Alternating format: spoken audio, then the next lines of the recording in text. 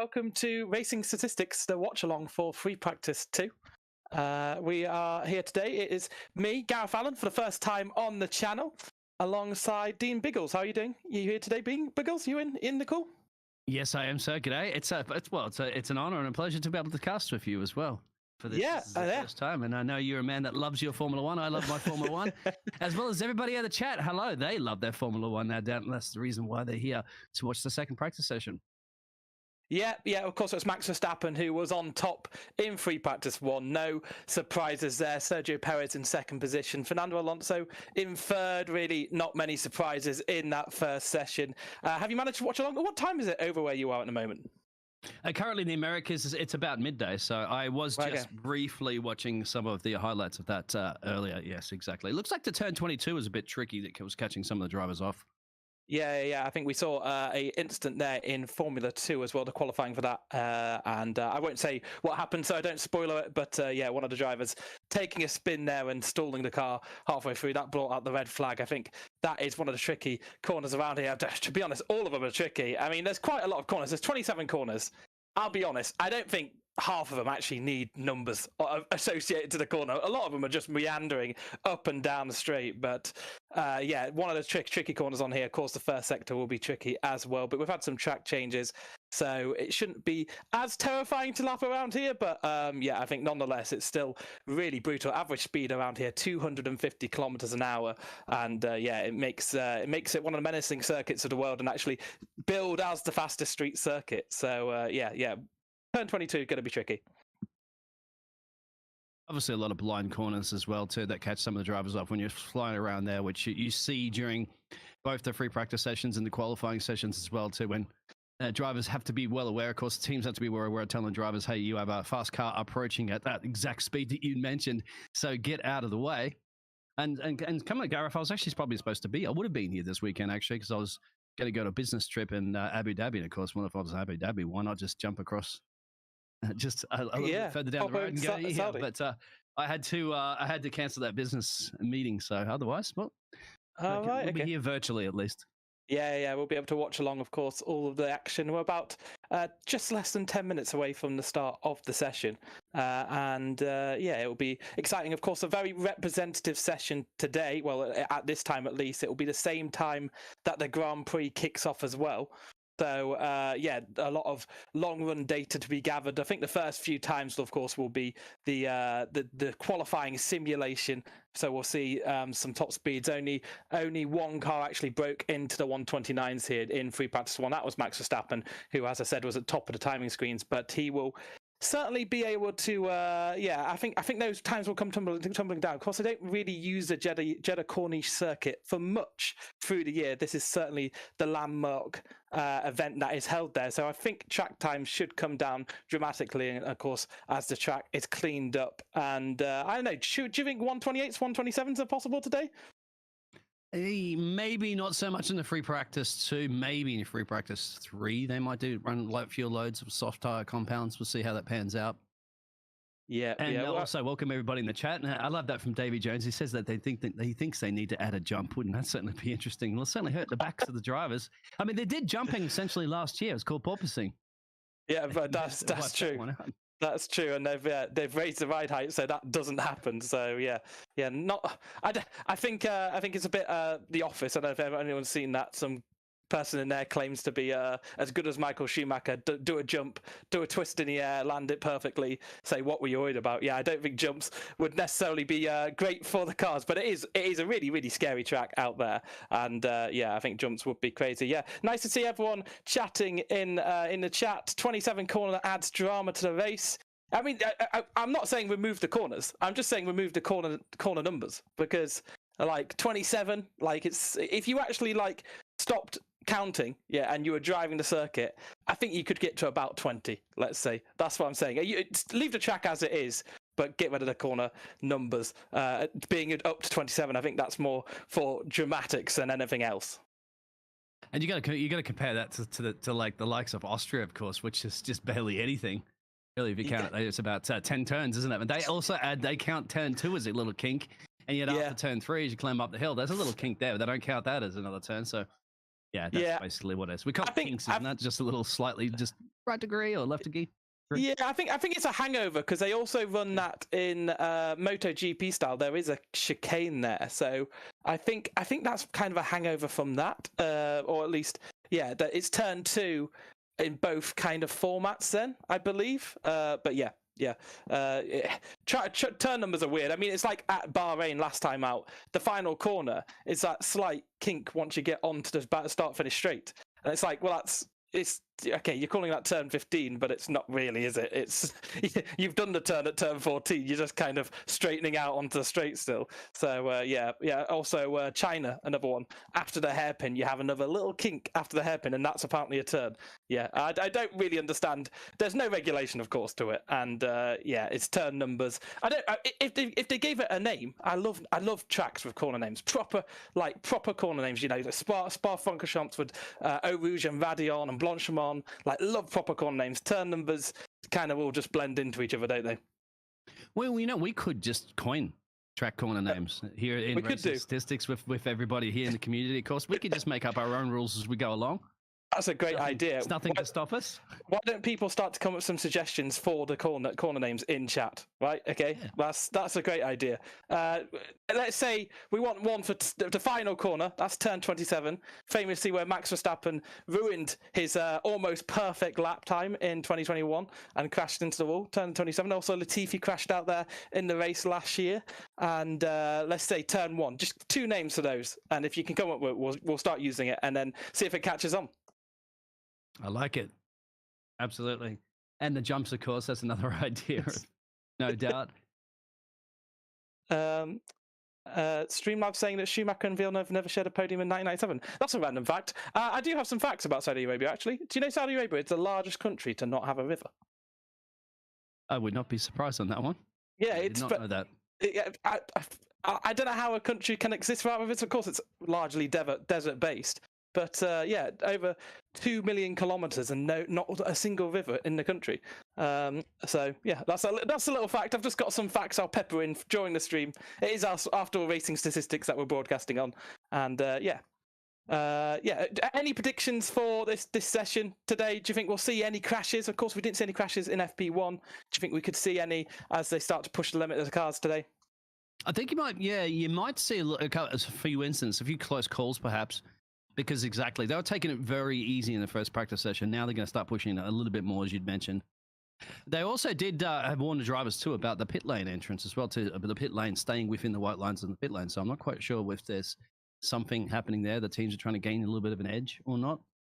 Right, okay. Keep an eye out for sure. Yeah, that is something to keep an eye out for sure. Of course, the lights have gone. Well, the sun has set and the lights are now out in full play. And one of how many night races do we have on the calendar now? Must be like up into like almost you can't count it on one hand now, right? So you got Qatar later on this year, Las Vegas.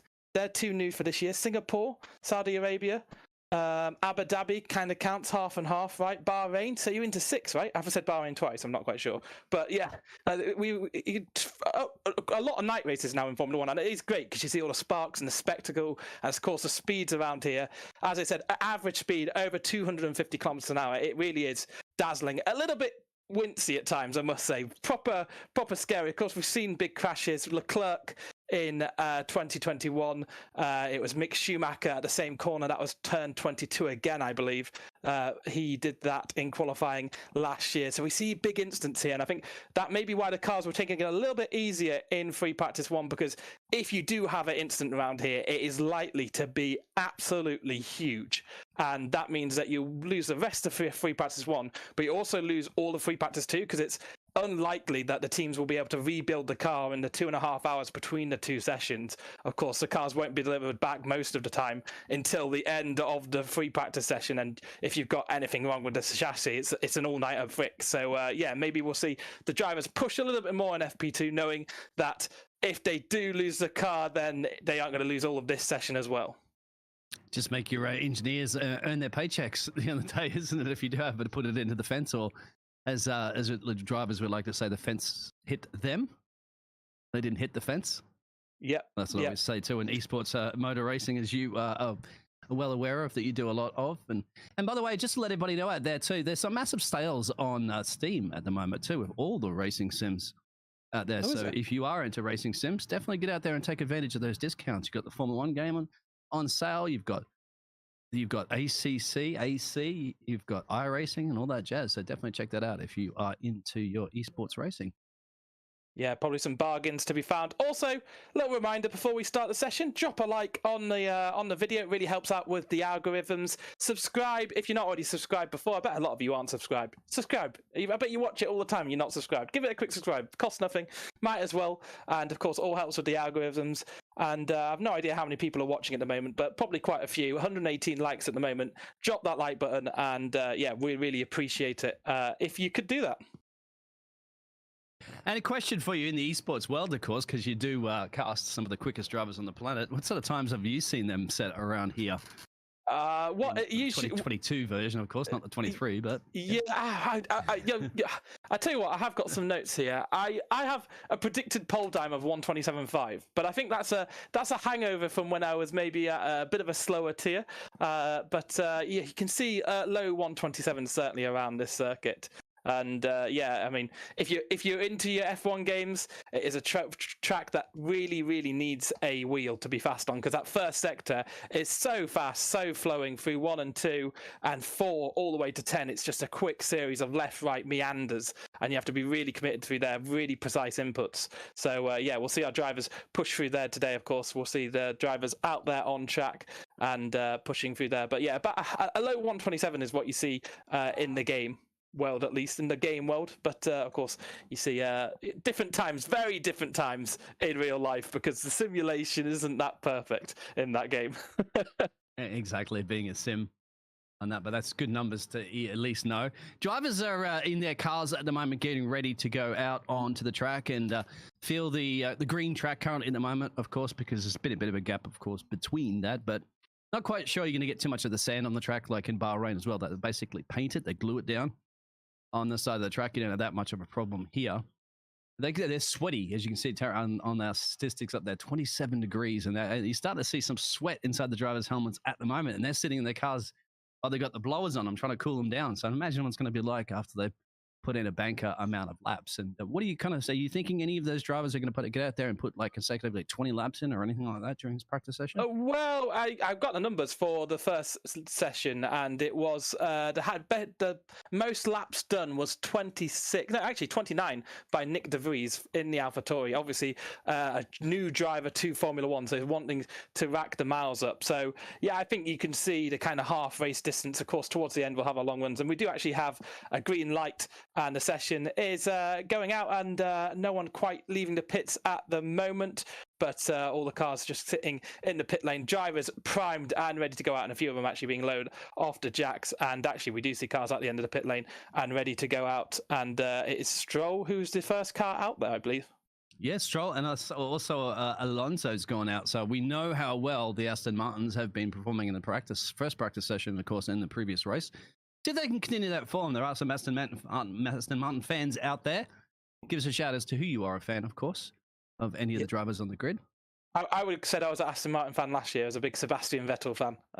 But a slight tear was shed when I realised how quick this car was, and he's just missed out on it. But always nice to see Alonso do well. Of course, the pantomime villain of Formula One. A great character. He's got a win-win situation right now because he gets to spend more time with his family. He's already got those championships up his sleeve. He's already been the youngest world champion. He's ticked off a lot of those boxes, and so I think at the moment he's going to be probably happy to sit back and just enjoy that family time.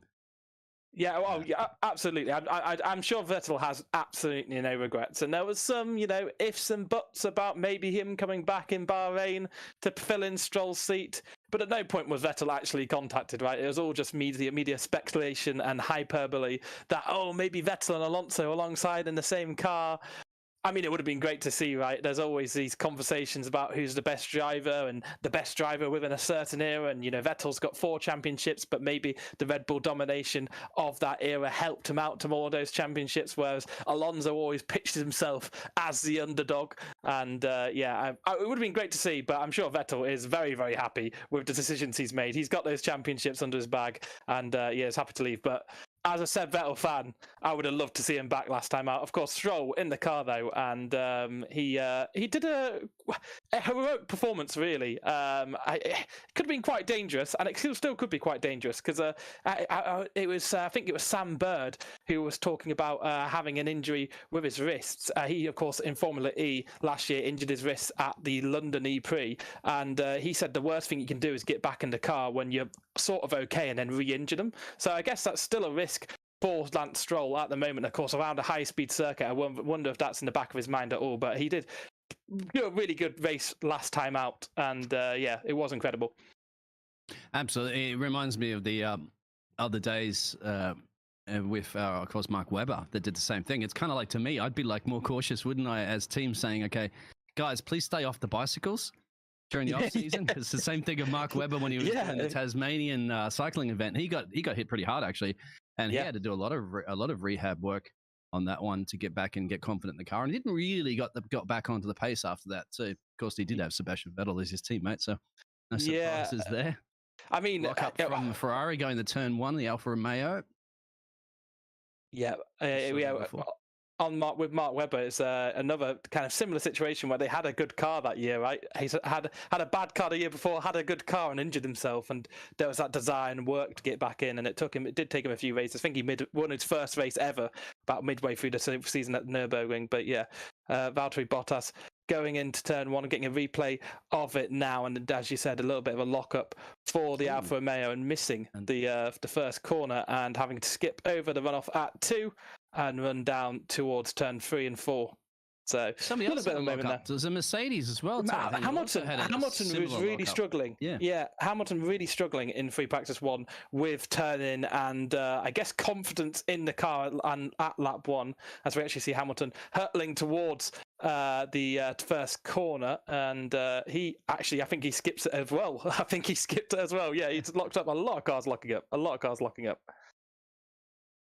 Yeah, that's because the track's probably just a little bit greener that we were speaking about earlier. And of course, welcome everybody in the chat. Once again, we'll always be reading that chat as much as we possibly can during this. And there is also a little bit of a competition going on for the total points there. So it looks like Sean is on top of that. Now I'm going to count how many zeros are in that one, but it's just leading King Charles with the in the Rolling Studios and that. So we'll get to the information as to, I am not 100% sure how you get those points, but no doubt Mr. Racing Statistics there will let everybody know. Also, have no idea how you get those points because I'll start collecting them too. Yeah, exactly. But yeah, mediums and hards at the moment. I don't see anybody out the softs. Of course, they're just trying to get some miles up on these cars and get a feel for the track. Yeah, absolutely not. And Sainz is putting a 1:31.08 as we get a replay of AlphaTauri bouncing into the braking zone of turn 22, I believe, where we saw that spin from F2, and it was Yuki Tsunoda who runs over the runoff there, and I think very unbalanced on the way into that corner. Just cars struggling with balance and turning at the corner entries here, and only mediums and hards out there. I mean, I don't think anyone actually ran the soft tire in the Grand Prix last year. I don't think anyone used a soft tire. Someone can probably verify that stat, but it is the same tire compounds this year, which is the C2 for the hard, the C3 for the medium, and the C4 for the soft. So, of course, the softs will be used for qualifying, but in the Grand Prix, I don't think anyone actually used those softs. So, trying to get a good understanding of those mediums and hards because they recognise that those tires will be used. We've got a high chance of a safety car here as well. 100% chance of a safety car, according to F1, which I don't quite know how it works. There must be at least some chance that it doesn't come out. Well, that's Singapore as well, too. Remember, Singapore's had a safety car every single year, so that's 100%. Lance Stroll's absolutely flying, but Max Verstappen is actually, Lance Stroll's actually replaced that first sector on Max Verstappen, who is flying, and Max Verstappen should be at the top of the time sheets, being the Ferrari soon. But once again, keep an eye at Lance Stroll. He's absolutely rocketing that Aston Martins. The sparks are flying out of the cars like mad as they're going around that high-speed section. It's about 8 kilometers per hour wind direction that's actually behind a lot of the cars in the main straightaway. So Lance Stroll goes half a second quicker in sector 2, but that's actually going to give them so much more boost, won't it? We'll have to look at those top speeds later on and see what they're going to get with that wind pushing them. Yeah, Stroll setting good green sector, mini sectors out there, and it does go to second behind Verstappen at the top of the timing screens, 2 tenths behind, but fastest of all through the first sector so far is Stroll. So good pace by the Aston Martin. Now Alonso goes to top indeed, actually. So Alonso to the top, and he has the fastest middle sector. So Aston Martin's coming out the blocks quite quickly here, but we're still about a second away from the fastest times we saw in FP1. I don't know, because obviously it's cooler now. The sun has set. The track's not being warmed up continually by the sun, so you'd expect that to allow some cars at least to get into a better pocket of pace, but yeah, we'll see how that kind of continues. Of course, there's an ideal track temperature to be at, and the air temperature has dropped by a Celsius so far in this session already, but yeah, I think the time should get faster overall, and we should see maybe faster times in this session. But Alonso, yeah, top of the timing screens, he's on a 1:30.612, and yeah, all those cars at the top on mediums. And Alonso had a little bit of an excursion, I think, through some of those S's there, where he had a little bit of a bump moment, but it looks like it was within track limits. They did count that lap, and Lance Stroll, of course, in the P3 currently at the moment, so on the pace. But Max Verstappen, of course, Max Verstappen himself, we know they can probably get out there and put a blinder in. And the Williams have been quite impressive too in the free practice one, haven't they? You'd have to say.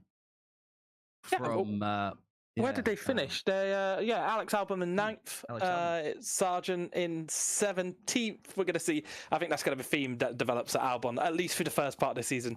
Is going to be a bit quicker than his teammate, but I'm hoping that Sargent can get on a level with Albon as the year continues. Of course, Albon's a journeyman, let's call him. He's been in 3 different teams in Formula One, and Sargent in his rookie year. And I'm hoping he can get some good results. Of course, great to have an American driver in Formula One. Yeah, he's going to have 3 tracks to drive at this year, with the crowd absolutely going ballistic for him, of course, with the insurge of American fans in Formula One. So I bet you can't wait to get over the pond, of course, and into the Americas, because he's going to be a very, very popular man in the paddock, and certainly is going to have a cheer for him in every single corner he goes around. Yeah, of course, Miami coming up early on in the season, so he'll get a taste of that very quickly. But yeah, I mean, what do people in chat think of Sargent? Did you think he can rival Albon throughout the year, or do you think maybe he's not got a chance? And Vince says, I don't think a lot of people will be rooting for Sargent. I don't know. Having attended British Grand Prix, I can't speak for American race days. I've never been to America, but having attended British Grand Prix, every single British driver in the pack, no matter if it's Max Chilton, it's Jolyon Palmer, they all get the attention of the home fans, absolutely, and like the F2 drivers as well. You know, I think yeah, they all get the attention too. They all get the love, and all get the cheers from the crowd. So if it's anything like that, there is obviously always a little bit of affinity. It's not just the Hamiltons and the Buttons who got respect, but every single kind of British driver got that warmth from the crowd. And I don't know what the US Grand Prix is like, but yeah, I'd expect something similar. They go pretty crazy, and they're going to get even crazy because this is the first time they're going to have a Formula One driver in a long time. Max Verstappen's going even quicker, as you guys were mentioning that. Oh, very close to the wall. A little bit of a tank slap. You're going to buy that wall flowers if you're going to go that close to it. And Max Verstappen should be on the top of the timesheets. There it is right there, 30 flat. So we're getting close to those 29s as mentioned. And that's one for the chat out there. Who do you think are the craziest fans in Formula One? Because now you've got the Dutch in there. You know the Brazilians go absolutely ballistic. The Italians, of course, the Tifosi. Don't mess with the Italians. And, of course, the British, birthplace of Formula One, of course, and one of the biggest fan bases. So that's one out there. What do you guys think for fan-wise? I think there was a tangle to the wall there on Max, wasn't there? But only just a brush. Yeah, it was so close to the wall there, and you actually saw Arthur Leclerc hit a wall in F2 today, and that made him have rear suspension damage, which brought an early close to the F2 session. So yeah, it can be dangerous hitting these walls, even just a glance, and it was just a glance in F2, and I think he got very close to kissing it, certainly. And yeah, I'm getting the replay for that now. I think about 30 seconds behind with my video, but yeah, I think that was as close as you want to get live. Yeah, on that one, because he goes out of sync. But I forgot about the Japanese fans out there. Absolutely. Oh.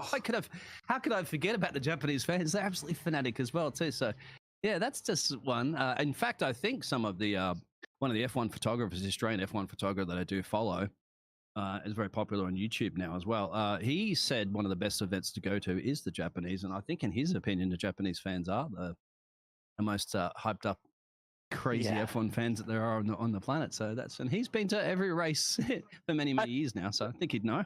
I tell you, full respect, because a lot of them go dressed in the full race clothes, right, of their heroes, right, and the cars on their hats and stuff like that. You've seen that before. For one of the Grand Prix I went to the 2014 Grand Prix, and I think it was like 70 years of Silverstone, and I got dressed up as a kind of 1950s race car driver because it was meant to be like this big celebration of the different eras, and you could get a chance to win some tickets. I didn't win the tickets, but I was that was just on free practice day. So that was just on the Friday. I was sweating. These people go in all week. These racing suits. It's absolute commitment from the Japanese fans, and it's certainly one that I'd want to go to on my F1 bucket list. Suzuka, what a track that is. Would you wear a racing suit to watch a race? That's especially if it's hot. I wouldn't do that. No. I've done that once. I didn't win the free tickets. I did actually get some Silverstone Classic tickets, so it wasn't completely worthless. Nice. But I could have got like pit lane tickets if I won the grand prize. There's a picture of me somewhere with actually long hair rather than the balding hair that I've got now out there on the internet. I don't know if I'll fish that out one day or not, but yeah. Can we find that on your Twitter account? Of course, so that's linked underneath here as well. Maybe you'll share that one, mate. It's an old, that's an old Twitter account that's on. Maybe I'll fish it out one day. Right. But hello, Jose out there. Jose Martinez, he says, "Good to hear your voice. Good to see you back in here as well, too, as well as everybody else here that's a part of the fantastic racing statistics community." And once again, pick this man's brain, Garth, as well, because Garth knows he's Formula One quite well. So you pick him to pieces with knowledge, and if Gareth doesn't know, well, then you guys would definitely know. I'll call you Gareth. What's your nickname? Yeah, Gareth. That's my name, Gareth. Not Gareth. I don't know what Gareth is. Gareth. Yeah, I don't know where that comes from. Mr. Allen? Yes. To call me Mr. Allen, that works fine. It makes me sound like a teacher, which I'm certainly not. More like a truant than a teacher. But we have... how long do we have left in the session? 45 minutes. So we're already a quarter way through the session. We've had our first runs. A lot of cars gone back to the pits. The Ferraris just sitting in the pits at the moment, Leclerc and Sainz, and we're getting a little bit of replay of Leclerc. I believe this is coming towards turn 13 and having a Haas on the apex, blocking there. So not the scariest place to reach the back of a car, but it was Hulkenberg. According to Leclerc, Hulkenberg, it was a joke. That's what he said on radio. So he's unhappy with that, but he was going very slow, but of all the places to catch a car, the run up to 13 wasn't too bad. Also, Carlos Sainz out there skipping turn 22. We've seen a lot of cars do that, but yeah, because of the blind nature of the corners here and the walls being so close, the run down to turn 13 really not that bad a place to do so. Yeah, and this is what we spoke about before too, isn't it? With the traffic coming around blind corners and trying to get out of people's way, it's up to your engineer, of course, there to try to let you know about what is happening. But as cars approach pretty quickly, Max Verstappen's on the team radio saying something about his headrest is not laying down and too much, and he can't feel the car. It's just his headrest or something along that line there. I'm not also seeing any flow paint or anything like that on the cars as well too. So do you think they're kind of done and dusted with that since the practice session earlier in the season? It's early on, isn't it? Not many of them have probably introduced anything new at this circuit today. That's the thing. Of course, they had 3 days of running at Bahrain, and then they had the race weekend, which is another 3 days of running as well. So I doubt that anyone has brought anything new this weekend or drastically new that requires flow viz. Usually flow viz is we've put something new on the car. We want to understand if the CFG data and the wind tunnel data correlates to what we're actually seeing once we put this on the car. So maybe that's why we're not seeing it. But I may have been a bit in FP1, I must say. I didn't catch the live feed. I just listened to the radio commentary during the first part of that. So I don't expect to see much flow viz in FP2, especially if there's no new car parts. Fair enough. And at the moment, they're all in apart from Tsunoda. That's the only one out on track. So this is the kind of thing, like the drivers are, sometimes they're complaining about, hey, there's traffic up the road or somebody's not in my way. guess what? You've got the whole track to yourself essentially at the moment. Only one driver out there. So wouldn't this be the time to get out and put some banker laps in? What? Yet they all just jump back into pit road at the same time. Yeah, I guess it's a kind of, they have their run plans, right? And they're probably not too bothered about running over other cars. Actually, they probably want some experience of it. Of course, there's no points on off today, no prizes for absolute fastest lap, but you kind of want to prepare the car for its second runs, and these will be longer runs. We'll get to understand the kind of race pace of the cars. Maybe I'll tune in and try and understand what the long runs are towards the end. I'll see if I actually find time to do that. But it's not unusual to see all the cars follow suit, but no one's doing something a bit different here. I'm seeing some pictures at the moment. They were in the pit road basically gaffer taping up, or clear sticky tape, let's say, for example, up the wing. The wing currently at the moment from Alex Albon's Williams, when it opens up the DRS activation, that's your drag reduction system, is flapping around like crazy at the moment. So they've had to pull that car back in the garage there and drastically putting some sort of... I always say the gaffer tape works, doesn't it? It works in the Apollo 13 mission. There's no reason why it can't work in keeping a Formula One rear wing attached to the side.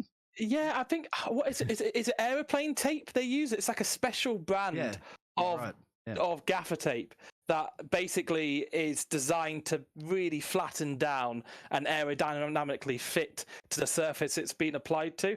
And you see it all the time. I think we saw it in could be Baku last year when one of the cars had their rear wings flapping around. We certainly saw it in 2017, of course, when Hamilton's headrest came loose. Did they switch it, or did they try and gaffer tape it down? I can't remember. I think they did apply some strips of gaffer, but yeah, it's a strong multi-purpose tool that bodges the job. What more can you say? I mean, a lot of people were surprised when we saw it last year, but if you're an engineer, it doesn't surprise you, because as you say, they used it on the mission to the moon. It's certainly good enough for cars to lap around a circuit in Saudi Arabia.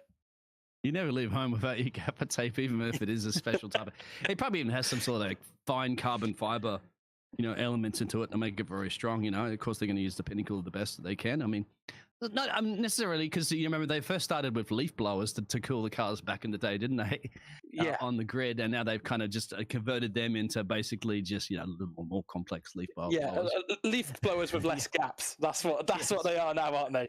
But I think they still use the same batteries that you use for your regular cordless drills and equipment like that too. So they're kind of making that compatible there, so it's easy just to run down the local hardware store and pick up some. In case you didn't get any delivered to the track on time with the massive logistics that are occurring in Formula One now, of course, with so many tracks this year. Yeah, that is a really interesting thought, actually, because you don't want to get halfway around the world. It's like that classic thing where you've not packed your charger. Like you've gone on holiday, you didn't pack any chargers. You don't want it to be some specialist battery that you can't get in Saudi Arabia or Australia or wherever they've gone to, a million miles away from home. That's really interesting. I didn't know that they use the same, but I guess it makes perfect sense that they would use the kind of non-specialist batteries, because they want it to be quite replaceable. Absolutely. Well, thank you, everybody, for over 2,500 watching. Hit the like button and subscribe if you haven't, and also hit the bells to be notified of all the other sessions that are going on. We're just looking at, I think, some replays, unless we are looking at some live pictures of Alonso going. No, we are looking at some live pictures of Alonso going pretty quickly. He makes his way around a Ferrari. Let's have a look at Alonso. Good to see the performance so far of the Aston Martins have been strong. That final sector. Those Alpine's been up there too, my friend. Look at that. They snuck in P4, P5, but still. Yeah, the Aston Martins in that final sector really being rinsed by Verstappen, I would say. 5/10 off the pace through that final sector. And I don't know, Alonso did actually make a mistake on that lap. So he went wide at turn 22. That's right at the beginning of sector 3. So that would be why that was slower. But it looked like he was going to go top of the time screens, of course, on the soft tyre. So these are soft tyre runs coming in now, and that could be enough to drop into the low 129s. But it's only just slower. Having said that, of course, the time set by Verstappen on mediums, and I don't think he's gone out again. But we'll have a few more times coming in as well. I think Piastri out there on a lap, is he on a lap? I'm not quite sure, but Yeah, Oscar, I believe maybe on an outlap. Not Lando Norris, of course. Not a very fun first practice session. I wasn't quite sure if there's any technical issues whatsoever with that one. I was also a blast from the past there in the Aston Martin garage there of, was it Pedro? Pedro? I can't remember the old Formula One driver, this Spaniard Formula One driver there. I've just forgotten his name. Pedro de la Rosa. Yeah, he's involved with the Aston Martin outfit. I think he's involved because, of course, Martin Whitmarsh is the chief. He's effectively team principal, but he's not called that. Right. What is it? Chief of teams or some such. They always come up with a fancy new name for it, right? Again, reinvent the wheel. But Martin Whitmarsh, of course, at McLaren when Pedro de la Rosa was a long-term reserve driver, in and out testing the cars back when he used to run testing sessions all the time in the background, and stepping in for Montoya when he had his famous tennis incident with his wrist, where he definitely wasn't on a quad bike and got it injured. So nice to see De La Rosa and journeyed driver being part of that Aston Martin outfit, who've improved massively through last year. They've just improved massively, and switching to that Red Bull philosophy. We've talked about it a lot, and everyone's probably talked about it to death, but it's just proven so successful and paid dividends in the last race. And we've seen that outfit, Racing Point before, of course, and before that Force India, take inspiration from other cars. But it is great to see the Aston Martins on top and a new face at the top. I love that. Take inspiration is a kind way of saying that one. And you got to mention Aston Martin still haven't finished remember, they're building their new headquarters, aren't they? Just outside of Silverstone. So, I mean, that's like, I mean, if they haven't got that already yet, and they're already starting to show this sort of performance, is going to be a powerhouse in the future. Of course, Aston Martin may very well be back at the top of the Formula One that they were back many, many years ago. Is that British manufacturer? Well, practically every team in Formula One's almost a British manufacturer these days, but they do have headquarters in certain parts of the world. But most of them still have some sort of mini headquarters or whatever in the UK. Why not? Yeah, satellite headquarters or something like that. Satellite headquarters, exactly. Perez and Max are still on the top of the time sheet. Max out on a pair of mediums, I think. And you can also see the gaps between the drivers there on the timing tables that you can see there in racing statistics. Tyres, I don't think they're showing up at the moment unless we can get those tyres showing up. But if you want to ask about the tyres, we'll tell you exactly what tyres are on. Yeah, I'm surprised Verstappen has gone out on another pair of mediums. Clearly just not vibing the softs, not feeling the need to go out on the softs at this time on an outlap. Perez is out on a pair of softs, so a split strategy from the Red Bull team. That may be genuinely on purpose to kind of get a measure of something on the different tyre compounds. And of course, working as a team, it is a team sport after all, and Verstappen probably doesn't need to go out there and put himself at the top. There's no requirement when you're a two-time world champ to do such a thing, of course. But Sainz out there on a lap at the moment, pushing through the middle sector, and he's looking quicker. But the Ferraris, there was some talk beforehand about the Ferraris maybe being a bit, unflattered by Bahrain last time out, but they look further away as there's a yellow flag through sector 2. I think that was a Mercedes or an Alpine just having a moment. It's hard to tell, they're all blue, but there was the yellow flag. Maybe actually a piece of debris through that sector. Actually, that's through turns 14 and 17 out there. But Sainz only good enough for 11th there on a pair of softs. So it's just worrying. It's just so worrying for the Maranello outfit that is happening. Frederic Vasseur's got a massive job on his hands at Ferrari. I think maybe bigger than he first thought when he's moved to it over the winter break. I'm wondering if that yellow, just briefly on that, was actually flowing because there was a bit of a traffic jam forming there between. It's a very slow Ferrari, actually. It's Carlos Sainz. That'll be the reason why they're calling those yellows. Carlos Sainz has a problem now. He was going very slow, and then the Aston Martin was heavily approaching him, and as well as the Williams. So that's what the confusion has been. He's just he's in a certain gear, and he's just coasting it back currently, as you see on the track map. And that's going to obviously be throwing off some of the drivers that are on their fast laps because he can't move. And look at this. There's a lock up there from Lance. They're slowing down at the moment because of the fact that, Carlos Sainz is there. So they're trying to build this gap from Carlos. He should be peeling into the pit road soon. So obviously no fault to Carlos. He's trying to get off the racing line as much as possible. But it's very hard to go off the racing line through the high-speed sections, as you know. It's Sainz just preparing for a lap here and going very slowly and trying to keep the temps down, or is he coming into the pits? Does he have a fault? He's going to be a problem. Very slow. He's going very slow. Has to be. Yeah. Otherwise, he would definitely be in trouble. Yeah. By going that slow around the track for that long, because that definitely caught a lot of the drivers going fast. So no doubt they'd have to pull him in the pit road. Well, have they done that? Let's see. I think. Yeah. I don't know. Could see if he comes in trouble for that. That's not something you should be allowed to do. I mean, obviously, you casually got run to pull everyone's across the lap. side to let somebody through, right? But then again, he's still going slow, so I don't know what's going on. Yeah, very, very peculiar from the Ferrari team there, as Stroll out there on a lap, on a pair of softs, going through the first sector, and currently down in 13th position. And he set some decent times through the first sector, but a little bit away from Perez overall. But I think this could be enough to put him towards the top of the timing screens when he crosses the line, coming around turn 13 on my screen. He's probably a little bit further on yours. And I mentioned Stroll earlier. It was mighty impressive, his performance in Bahrain. Sans that moment where he hit Alonso and nearly ruined Aston Martin's big weekend. But it was really impressive. The Haas jumping up the timing screens into 4th and 10th. Hulkenberg, that's another person. He's been on top of it. He was, of course, quicker in qualifying last time out, and I remember he's been away from the sport since 2019. Of course, he made cameo appearances in 2020, replacing Lance Stroll at the Silverstone and I think German Grand Prix that year, and of course in 2022, of course, he did race this circuit because Vettel was ill with COVID too. But he's been really, really impressive. And I did question the move. I was one of the ones questioning the move to even replace Mick Schumacher in Haas because they've kind of gone through the trials and tribulations, the crashes. At least get some reward. But Hulkenberg coming back and showing he means business. He wants that podium in Formula One. Yeah, of course, the Hulkster. He's got the pace. He's been around. He's got the experience. It's another thing they always say looking for. But then so is Kevin in the team. So good experienced drivers, and hopefully keeping Gene happy. And of course, on the phone, when we all know.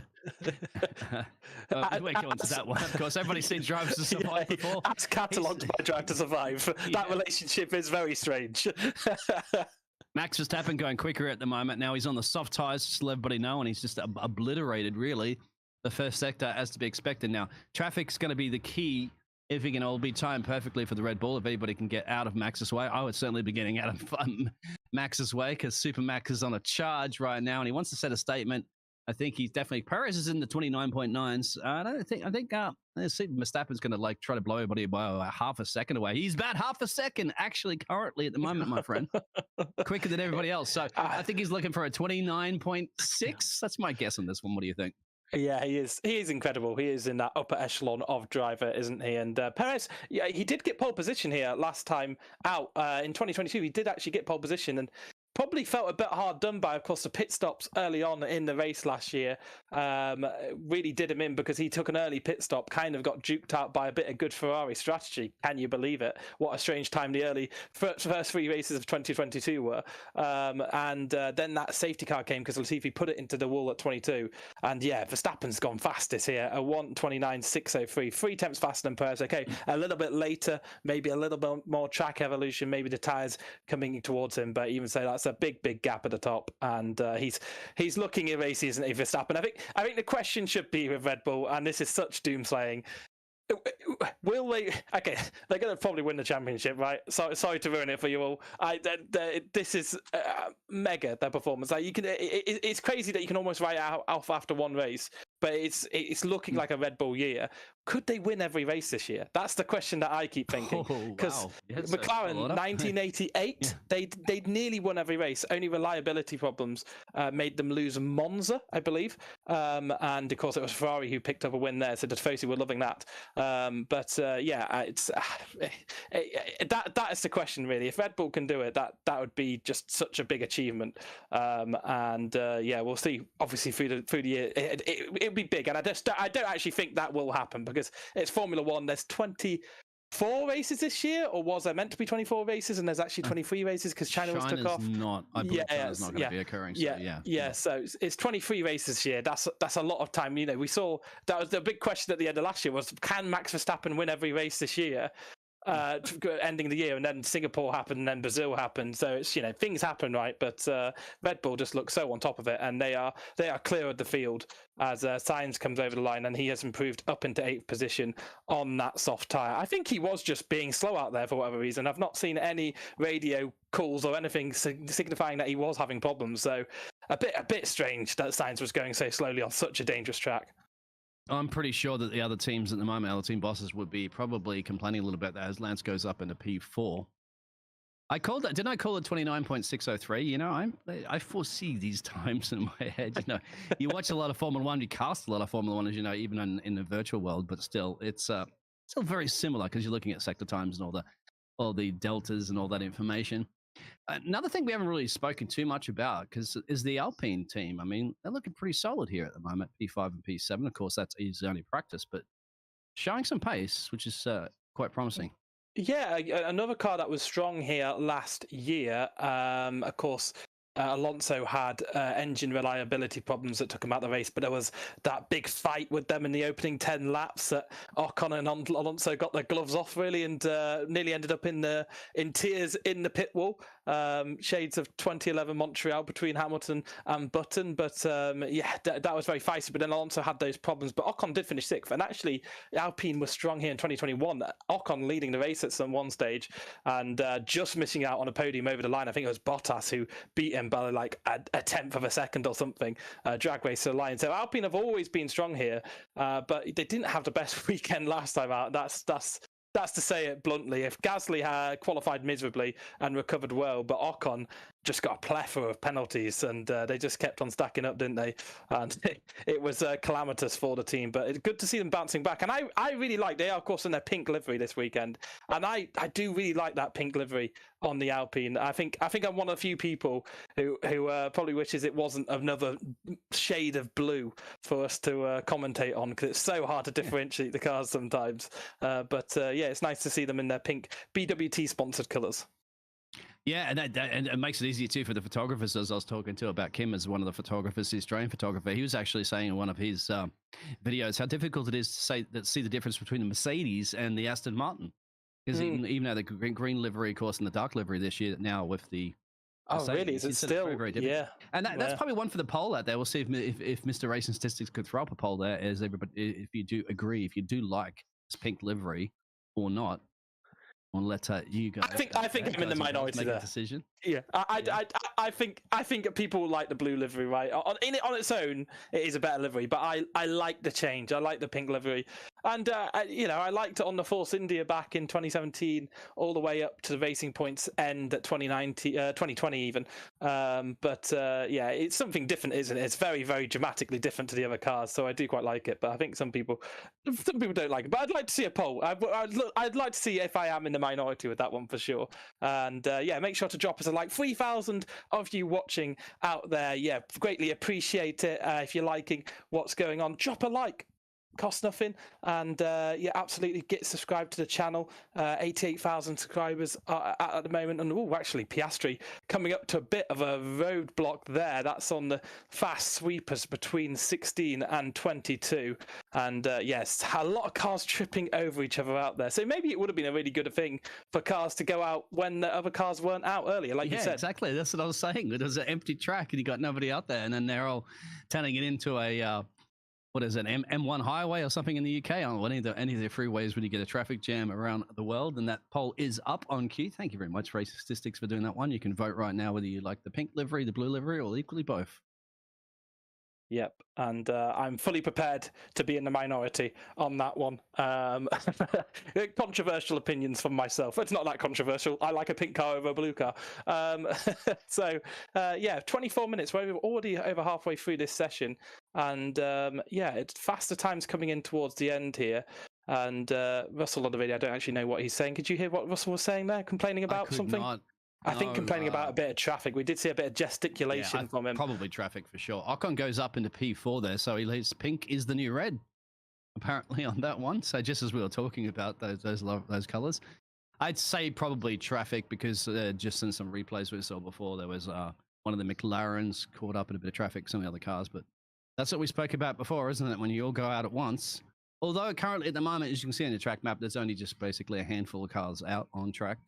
Most of the other cars in the pit road. I think it's 5 cars out on track. So this is the time out there to put some of those banker laps in and not have to worry too much about those traffic jams forming. Yeah, gather some good data and not trip over other cars. Yeah, it certainly is a good time to go and do it out now. But you generally do see it, just those set patterns. I think there's 5 cars out on track at the moment. The AlphaTauris, The Alpines are coming in, I believe. Well, Ocon's just set his fast lap. Stroll also out there getting all the laps they can. And who's fastest through the speed traps so far? That's what I want to know. Is it? That is a good question. Verstappen? He looks quick. 333 it says on there. I think it could be. I don't know if that's right, but yeah. 23 minutes left. 334. I just wanted to see whether or not the wind location is still a tailwind for them. So it should be pushing those cars a little bit more down. Of course, the second part of the track, which is the closest to the sea, that's where they'll get that huge push, which will be your sector 2 and sector 3 times. And of course, if that wind does die down or even push it in the opposite direction, then that'll switch things around. And they're all going back in the pit road again, right? So this is the second time now, my friend, that we're seeing this bit of a pause moment on the track. Yeah, and the coverage I'm watching too has gone to an advert break, so that explains that. Why there's no one out on the track, but it's very, very typical for cars to go out in waves and runs, and I think next we'll be putting on the harder tyres. Verstappen will top the timing screens for this session. There won't be any faster times than that unless something really miraculous happens, but Verstappen will have the fastest time for FP2 with 21 minutes left on the clock, and I think it's now time for the long runs and put a bit of fuel into the car, understand what the race pace is going to be like for the race tomorrow, of course, being held, not tomorrow, in 2 days' time, and being held roughly at this time. Is qualifying at this time as well, or is it slightly earlier? That's one for the chat. Looks like Verstappen was doing a test start out of the pit road.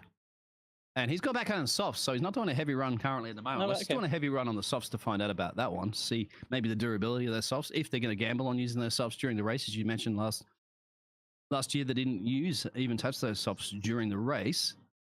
Maybe looking for some qualifying pace. Not quite sure about that one, but the chat will definitely let you know about those questions that you need to ask. Alonso's back out on an outlap, as well as Sargent. And another thing to mention, and so we haven't really even mentioned anything about those McLarens. Now, obviously, Norris is in 12 and Oscar's in P19. So something about McLaren so far, obviously, the first race had technical issues and not the best of races. And so far, it doesn't look like they get the pace. But once again, we're talking about a practice session. They might be testing something completely different. Black and white flag has been shown for car 21 across in the pit lane entrance. So that's what I was kind of talking to you about before, that they were mentioning about those lines in the pit road. So they're pretty strict on that this weekend.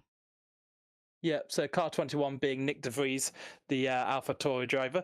I had to think, who's car 21? Who's car 21? I had to actually go look that up in the notes because new to this year. And crossing the line. So is that crossing and staying out or crossing and going in? That's a very good question. Maybe it's anybody in the chat that caught up on that one, because I didn't see any pictures about it. It just popped up there with the warning.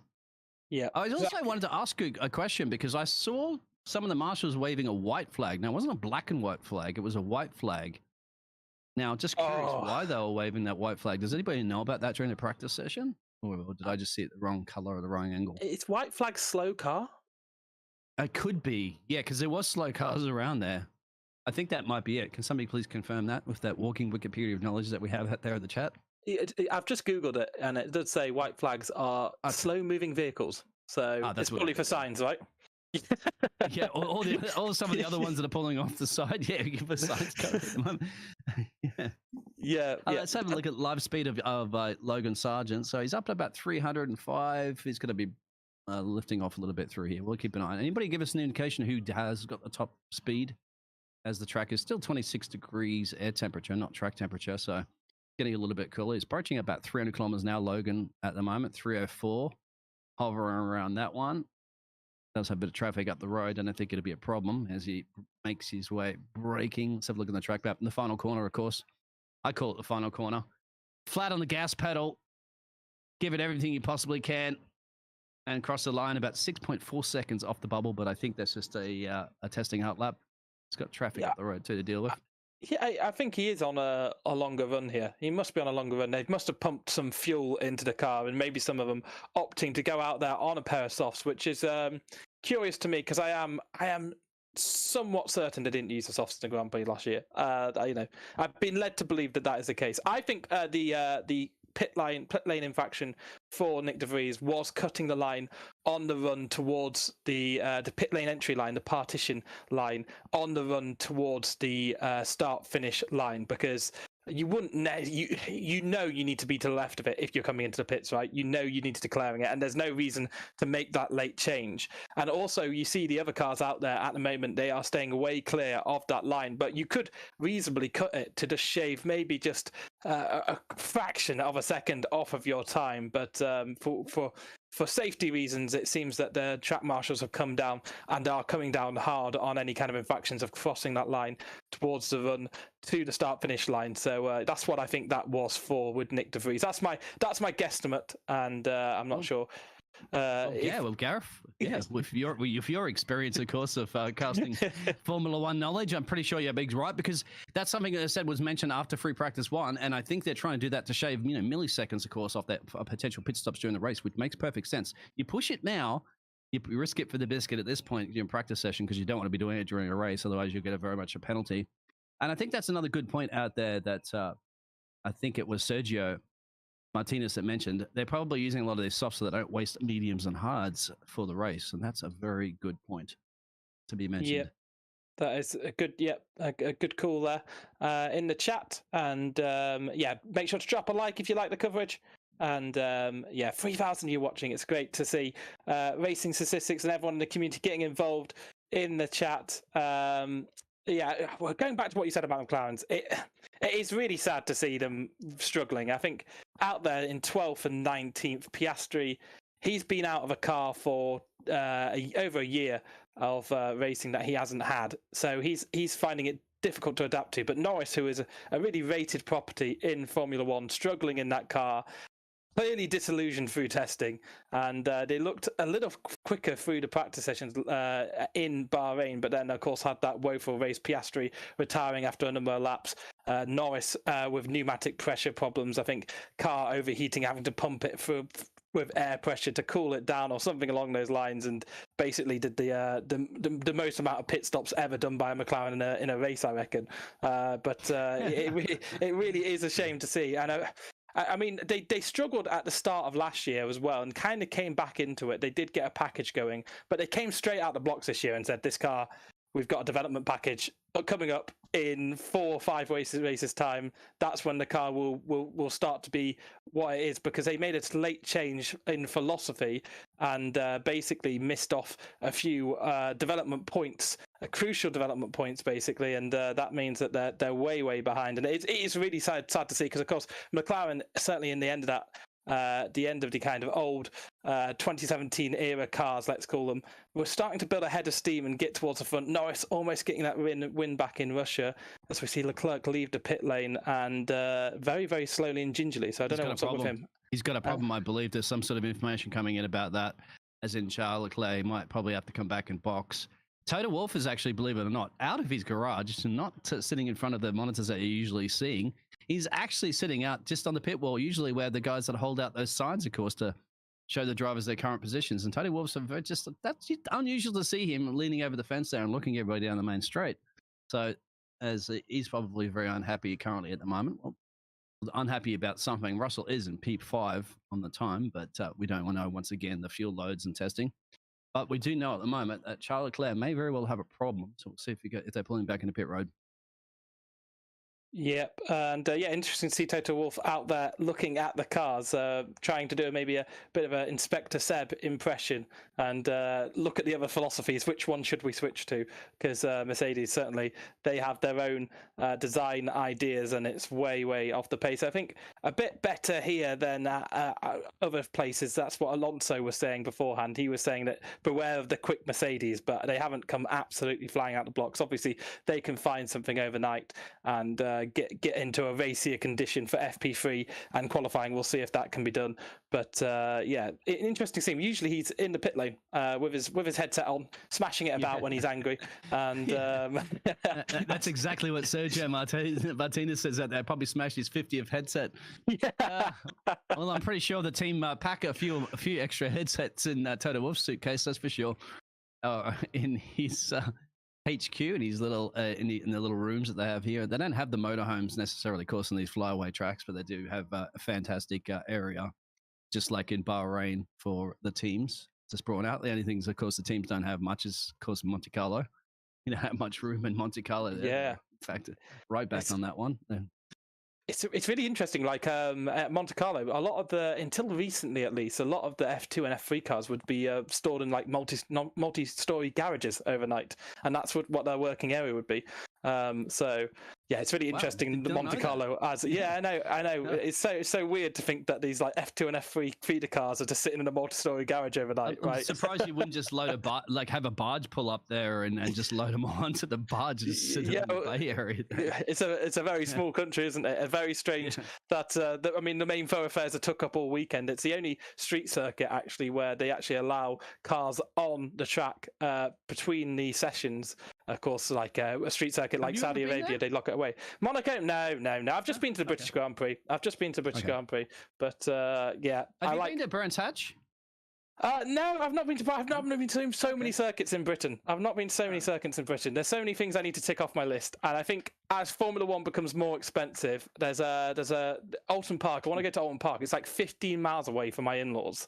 Like I don't know why I haven't been there, but yeah, there's loads of places I want to tick off the list. You're fantastic casting, and you have to check out obviously Gareth's casting, and you'll see that with the link on Twitter. At some point, no doubt, I'd imagine that you'll be somewhere involved in the Formula One commentating party in the future there. So perhaps I'll be buying you those tickets for free, mate, and we'll be listening to you trackside or something like that in the future. That is the dream. Commentators on Formula One, they basically are paid. All commentators, like paid commentators, they're paid for their passion, right? They're paid to just like enjoy what they enjoy, right? Like they're paid to be super fans. It's crazy. But yeah, I don't know if I'll ever get there, but I certainly enjoy doing it from home and into my F1 certainly. And yeah, with both our links are somewhere on here, are they? I can't quite see where they are. Yeah, they are. They're in the description, of course, below. So that's once again. And if you are into esports, motor racing, all that sort of stuff, as I said, there are some sales at the moment on definitely a lot of the simulators. So if you want to get behind the wheel and feel like it feels to be driving a Formula One car, for sure. And trust me, those simulators are getting better and better and better each year by year. And you can spend thousands of dollars on some fantastic racing rigs. And we all do too know that esports drivers are actually getting quick enough these days to actually jump into real motor cars. We're just seeing some replays of some of the cars just really burning over some of those chicanes that we saw a little bit earlier, giving their back a little bit of a scrape per se. Yeah. Seeing their chiropractor a little bit later on there, and their trainer, the personal trainer will be helping them out that one. And actually, a change for this year is that those curbs are actually beveled. So they have a definition to them, whereas in previous years they were pretty flat. So this is why we're seeing so much of this year is because they're trying to bring down that average speed just a little bit and stop cars from pushing out onto those curbs. And because they're beveled, because they're actually raised, they're bottoming out on the car. That brings the times down and means that cars have to take tighter lines through corners. That brings the overall speed down. But that's why we're seeing so much of that this year. And I was just thinking, did we see that before? But of course, because the curves have been changed as part of a few safety improvements to the track, because originally they were only meant to be here for 2 years, you know. And then they were going to move on to a different purpose-built track in Quidia. But that has been changed to be at least 2028 when Quidia becomes the track that they move to. So, or 2026. Yeah, 2028 is when they'll move there. I think there was some mad Alex Ver's designed track out there with about 50,000 corners that looked like something out of an Assetto Corsa kind of dream mod or something. Yeah, reminds me of the old Caesar Palace race at the head back in Las Vegas back in the early days. That was just like up and down, up and down, up and down, like around a car park. The infamous car park Grand Prix. It was meant to be like, it was going to be a purpose-built track around the kind of very mountainous and rigorous area. But I don't know if they'll move there now, to be honest, because Jeddah has been such a fan favorite. Of course, we had the 2021 Grand Prix, which was shenanigans all over the place, deal or no deal, cars being pushed off track all over the place. We had 2022 where we had DRS chicken, of course. And I'm sure we'll see more of that in the Grand Prix. I think they've left the DRS detection zone for the straight finish line again around turn 27. So I'm sure if there's any racing between cars, there may be that DRS chicken again out there. Yeah, the DRS. We're down to crunch time, because under 10 minutes to go. And as you can see, every single one of the drivers, all 20 of them, are on track at the moment trying to put their final lap times in. And most of them, in fact, all of them, apart from Alex Albon's on the soft tires. So they're definitely going for some sort of soft run. Once again, maybe mentioning just saving their medium tires and hard tires later on that they'll have to use during the race. And of course, another practice session coming up. Jose Martinez, again, thank you very much for this information, reporting problems with the downshifts of the gearbox for Max Verstappen. Now, we saw that in the Grand Prix last time out in Bahrain. He was saying they were a little bit off, wasn't he? So maybe a kind of teething problem there. Complaining about traffic as well. So Charles Leclerc's back out on track with some speed, but of course there is traffic, my friend Charles, because there's 20 drivers on this track. So as you can see on the track map, it's busy. So no doubt, yes, there will be traffic, but that's what you have to deal with. You're paid the big bucks as a racing driver, and it's up to your engineers and your team to try to find you the gap somewhere along the line. That's 7 minutes and change to go of our second practice session. And you have myself, Dean, and Gareth in the casting box. Gareth, of course, welcome along to Racing Statistics for the first time you've casted along for our free practice session, and I'm sure many more to come in the future. It's been very, very enjoyable. I've never done this kind of thing before. Obviously, a lot of my casting in the esports space, and of course, you do it yourself. I've listened along to a few of them. Always fun to hear you commentate, and great commentators. You can follow both our socials somewhere at the bottom, and find out more about those if you want to. It's been a very enjoyable session. It's gone so quickly. I've never had a practice session go this quickly before. 6 minutes left on the clock, and I think we will see the starts from the grid after this session. We certainly saw it in FP1 because I don't think there's enough space at the end of the pit lane for it to happen. Ferrari cuts the chicane. You're right about that when they do those practice pit starts. Yes, well, they say time flies when you're having fun, my friend. It certainly is flying. Yeah, the Ferraris are just really, really struggling, aren't they? Really struggling. Down in 9th and 10th position on their qualifying simulation runs. And, behind the Haas of Hulkenberg, and considerably so as well. I mean, Hulkenberg only 5/10 off of Verstappen. Yeah, the Red Bulls haven't turned up their engine fully. Neither the Aston Martins, but really struggling with stability through that first sector, through turns 22. There was a little off-board shot with Brundle down at that corner, and you saw Ferrari going off at it. They really are struggling out there, and it's a shame because there's a few rumours, they'll be good this week and the gap will be less, but actually I don't think they're the second best car here. I think that could be the Aston Martin or the Mercedes at this rate. Even the Alpines are in the mix. And Nick was somebody was coming out. I think there was a Mercedes coming out of pit road, and Nick was flying around a corner, so he had to take evasive action. So you were talking earlier, are you going to see anybody perhaps having a little bit of a crash or a moment in the fence? We haven't seen it just yet, but then again, we still have 5 minutes. We have a lot of cars out on track, and it's starting to see some really risking it for the biscuit moments. We're seeing cars basically, taking off some of these runoff areas. They got traffic to negotiate. It's definitely heating up here in the desert of Saudi Arabia, and why not? Because these drivers have a lot to prove, of course, this season, some of the new drivers, and they certainly want to probably try to improve a little bit more on the timesheets, even though it's a practice session, but looking a little bit more positive, I say, going into free practice session later on. But for now, this is what you're going to have to see in the evening here, 26 degrees in Jeddah, and this is it, crunch time now. 5 minutes left. Absolutely. The final moments of the practice session.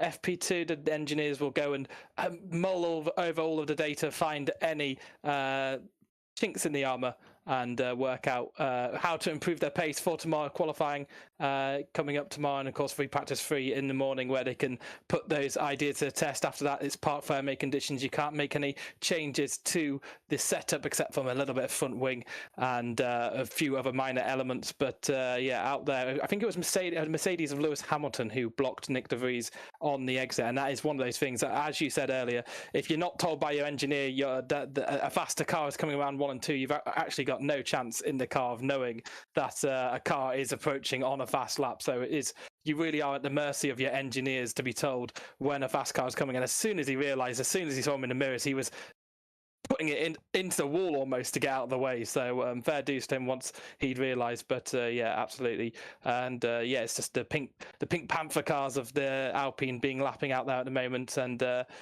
I'm not quite sure what the race pace is going to be, but Aston Martins look strong in Bahrain, didn't they? They're already in the mix with the Red Bulls here, and maybe not quite as quick as the Red Bulls were through the free practice sessions, but I think the Aston Martin could be the second best car here based on what we've seen today.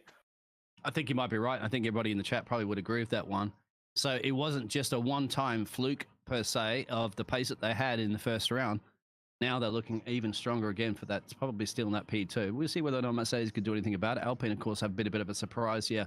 Ferrari, a bit of a letdown, as you mentioned there, because some of Charles Leclerc's on the radio actually asking about if there's any issues with the car, and the team saying they can't see anything. But he's obviously not liking the car, struggling a little bit with it. We know that also, too, that's not a very good day there, too, from the McLaren team. But once again, they're going to have 24 hours and change or so to try to do something about that for the practice session. And, of course, the important qualifying. Also, Alfa Romeo's are absolutely nowhere. Absolutely nowhere. 16th and 20th. So I don't know if they've run into some problems or something, but they are behind where I thought they would be, certainly, at the circuit, and didn't look that bad at Bahrain. So maybe just the circuit doesn't hit them, or they haven't got the car into the right place. But down in 16th and 20th position, that is dramatically off the pace. I wanted to just run in current practice laps at the moment, because as you can see on your statistics, all just yellows for every single one of the drivers I'm seeing right across the board here for the tower. It will be practice laps now. It will be the long runs. But yeah, I'm talking more specifically about their times that they set on their kind of qualifying simulations during the middle part of the session, where we all saw the purple sectors. They're down, right? Okay, they are down in 16th and 20th. And they're probably the worst performing team out there at the moment, even behind McLaren. A race overtaking the turn one, I'd have to say there from one of the Aston Martins as overtakes, uses the DRS. Of course, the DRS is available to them during the practice session, managing that harvest. But that may have gained a little bit. We'll see that. I'm not sure if that was Lance Stroll. I think it was. It was Lance Stroll on Hockenberg. So they gained a little bit more time. But once again, as you said, they're just doing a run, just a test run at the moment, not necessarily going for the fastest lap that was already been set by Verstappen. I don't think anybody's going to beat that one for the practice session. Of course, about 0.2 quicker than Alonso, but if I definitely was even in the Alpine team, I'd be pretty happy with Ocon's P4 pace there, just ahead of the Mercedes of Russell, and then you got Gasly just behind him. So I think that'll be it for the times, at least, but the action's still going to be on track, and we're going to see those practice starts coming as well. Taking their long-run simulation to new levels there were Hülkenberg and Alonso, because Alonso had DRS because he was in the tow, and Hülkenberg wasn't opening his DRS. So it's interesting that they kind of set those parameters up as in the long run. Of course, you don't have DRS in the race unless you are a second behind the car driver in front, and both of them are kind of sticking to that. So it's an interesting little detail that the teams tell their drivers to only activate DRS if they feel they are 1 second behind the corner of car in front. Maybe they even have automatic systems to tell their drivers that for the practice laps, of course, it is you're right. available in the race. Yeah, and they do that too, even in esports as well, too. So I remember engineering drivers before in the past and tell them not to use in practice sessions your DRS so that you get used to the pace. Anyway, the checkered flag has been waved. I usually say Barney waving the checkered flag, but of course it's not. And it's not going to be Tim Cook waving the checkered flag. Well, did he wave the checkered flag there in Coda? He tried at least. He cared less about waving the checkered flag. He didn't know what he was doing. Yes. At least he didn't wave it on the wrong lap. That's something that's happened before. If you wave it too early, then the laps are took from the lap before. And I think that was Serena Williams or one of the Williams sisters who did that. It's either at Montreal or Monaco. But yeah, 1 year certainly had the checkered flag waved a lap too early. Certainly happened in China once as well. And when that happens, the laps are took from the lap before the checkered flag is waved. It's really weird. It's never actually caused any controversy and change in order, at least not in modern times. But it could certainly imagine it happening at I don't know, a race where it changes in the final few laps, like Saudi Arabia last year, where only 3 laps ago Verstappen took the lead, right? So it could almost have changed the outcome then. But yeah, that's never actually happened. Who knows if that will ever actually happen. I would not want to be that flag waver, because Mikey already copped everything on that one as well, Michael Massey. But I would not want to be the flag waver if he did happen to do that one a lap too early, especially in a controversy race. But you don't have to worry about that at this point, and just start looking at some replays of everybody hitting that chicane, as you mentioned as well, too, mate. And they're going to have to get out there and repaint that one after this session for sure. Yep, top that up between the sessions, because it has been absolutely abused by the underfloors here, and I'm sure There'll be a few checks from the engineers overnight to make sure everything's tickety-boo underneath the cars. And getting a replay of my Perez and just absolutely clattering. Sparks go absolutely everywhere and very dramatically visible, of course, in the night sky. But it can't be great for the underfloors, and I reckon a few of them will have to be replaced overnight. But cars just pushing it over the limit right at the end of the session there, knowing that the damage can be repaired between now and FP3 tomorrow. I think it'll be Grash back for FP3, won't it? Yes, it will, I believe, for sure. Yep, absolutely. And thank you very much, Grash, for allowing me to step in this one. He was scheduled to come and cast with you, my friend, but I thought, come on, I have to be casting with you. We haven't done it before, Gareth, and I'm sure we'll be doing many more of it. It's been absolutely fantastic. Of course, everybody's crossed that line. So this time's our final. Currently at the moment, barring any late decisions from race control later on, that'll be determined. But I doubt that any of the teams will be putting too much of a controversy into that in a practice session. Yeah, a 1:29.603 for Verstappen is the fastest time overall. 2 tenths back is Alonso, and 3 tenths back from Verstappen is Perez. Ocon, Russell, and Gasly all 4 tenths adrift for 4th, 5th, and 6th. And I think the surprising thing for me is just how slow the Ferraris here are today. Hamilton only in 11th position, but Russell showing some pace out there. So you have to expect the Mercedes will improve a little bit there. But the Ferraris just seeming to really not be fit for this track at all, and actually having a little bit of traffic to Carlos Sainz almost getting the chop from one of the Red Bulls. That was Sergio Perez, number 11, just not, again, knowing he's coming and blind corners behind. If you're not told, as soon as he notices, he gets out of the way. But Sergio Perez and the Ferrari almost coming together there. I think that's after the session ended. And just going back on that one just real quick there about the pink or the blue. I didn't quite see the poll results at the end. The pink was slightly less. I think it was like 30% for the pink. But I'm not in as big a minority as I thought I was before. As we see the cars doing their practice starts, not as many as earlier actually. A lot of people went out earlier, but just a handful of cars this time out. Obviously, well, Gareth, it's your very first time for Racing Statistics. I get you to run over the grid results there for the practice session too. Well, the timing. You can't call it the grid results. Just call it the final timing results. The day one results. So it's, of course, Verstappen in first. Max Verstappen setting the pace yet again. He was fastest in FP1, fastest in FP2.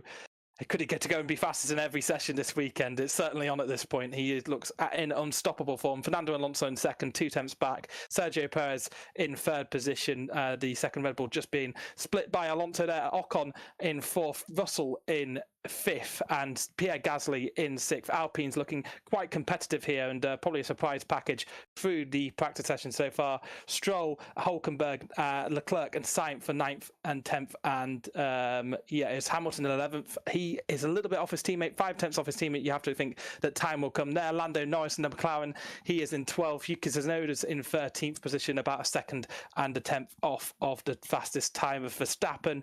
Alexander Albon in 14th position. Magnussen in 15th, Zhou in 16th, De Vries, Sargent, Piastri and Bottas round out the grid. And those